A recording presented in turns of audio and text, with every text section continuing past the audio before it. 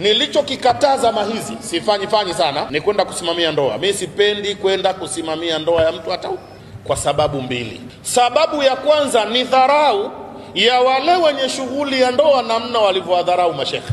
Huyu anofanya ndoa leo ameandaa mambo mengi kwa gharama kubwa mno. Kuna gharama kubwa mno kwa ajili ya dhifa, walima, kwa ajili ya chakula, au sio?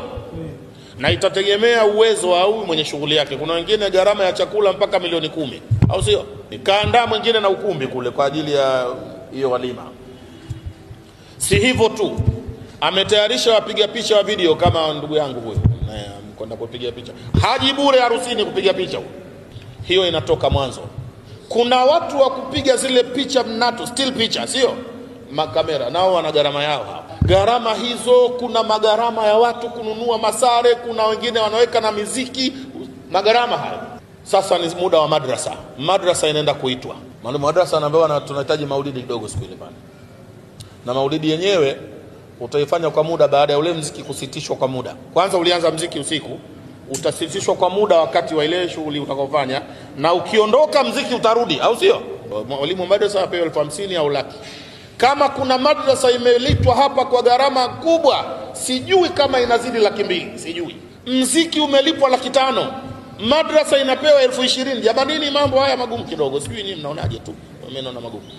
Haya, njoo kwa shekhe mwenye kusimamia ndoa. Shekhe atakachoambulia siku hiyo kizuri kinafurahisha ni kufuatwa nyumbani kwa gari ya thamani.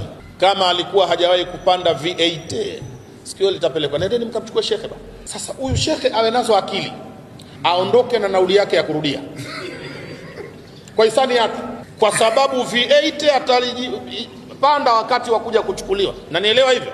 Akifika hapo shekhe anakaa, anasema nahmaduhu wa nasta'inuhu, anafanya mambo yake pale, sawa. Baadaye mambo yamekwisha, anapewa bakuli ya chakula na inatiwa nyama nyingi. Kingine atapata bakuli ina nyama nyingi. Baada ya hayo, nilikwambia shekhe awe na nauli mfukoni, mmenielewa? Hakuna tena mtu anashughulika naye. Ile V8 alokwenda kuchukuliwa nayo, sasa ibeba maharusi kuwapeleka baharini kuchezea maji. Heshima atakayopewa ni kuitwa. Kuna mtu mmoja, mtu mzima, anaona haya kidogo, jamani shekhe basi ndo mmemwacha hivi. Babu wa pale kwenye shughuli, shekhe hebu njoo kidogo. Babu anaingiza mfukoni, anatambua hasa kwamba hii ndo ile shilingi 2,000 tena chakavu, anaijua, na akitoa akapatia. Sasa akitoa anafanya hivi. Na ninawaambia na mashekhe waliopo mji huu na miji yote, walimu wa madrasa wachunge heshima yao. Bora ufe masikini lakini na heshima yako, kuliko dhiki ikakudhalilisha.